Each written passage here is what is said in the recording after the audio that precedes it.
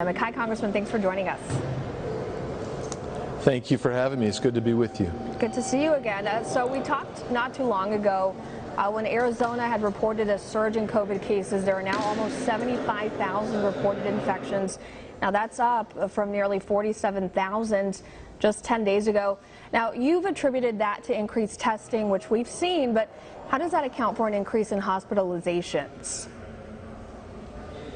Well, because you have a rise in numbers, you also have a rise in hospitalizations. But what we've also seen in the last 2 weeks is a reduction from 11.5% rate of hospitalizations down to 6%.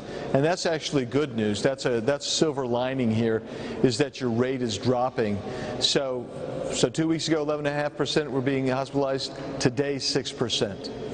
Well, then Arizona Governor Doug Ducey on Monday ordered the closure of bars and nightclubs, gyms, movie theaters, and water parks for at least 30 days. He's also, though, delaying the start of public schools until at least August 17th. Now, he's expecting these numbers to continue to get worse, unfortunately. Do you agree with his decision, especially regarding delaying the start of the school year? How would you suggest kids get back to learning, keeping safety in mind? Well, I'm not really supportive of what was done yesterday. I mean, the American Academy of Pediatricians put out a statement yesterday on schools, getting kids back to schools, and they pointed out that we've already seen damage done to children since the shutdown in 2020. Now the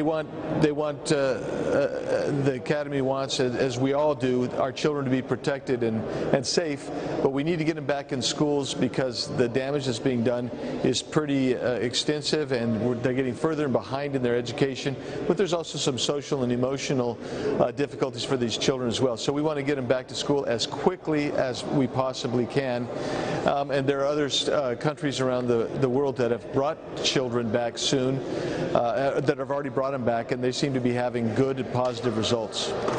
And I want to ask you about another local official in your state. Maricopa Mayor Christian Price says that he's not going to be making wearing a mask mandatory, but Maricopa County accounts for most of the cases of COVID in all of Arizona. So keeping that in mind, would you be open to enforcing a face covering mandate, or do you think some sort of option is on the table, or do you think it should stay voluntary?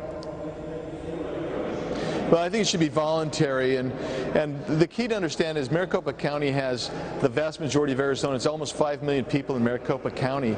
Your hot spots aren't Maricopa County. They're in Yuma County and Santa Cruz County, where you have current cross-border traffic, and you have a 2.5 to 3 times as many per capita cases in those two counties, and then in the northeast Arizona.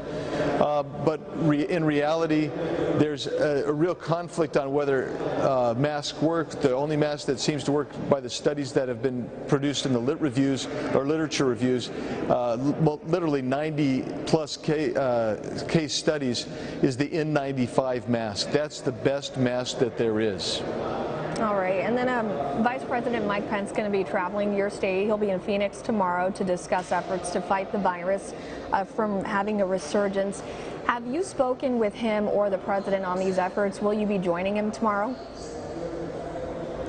I will not be there tomorrow. I will be in Washington, D.C. We have votes, and I have responsibility here.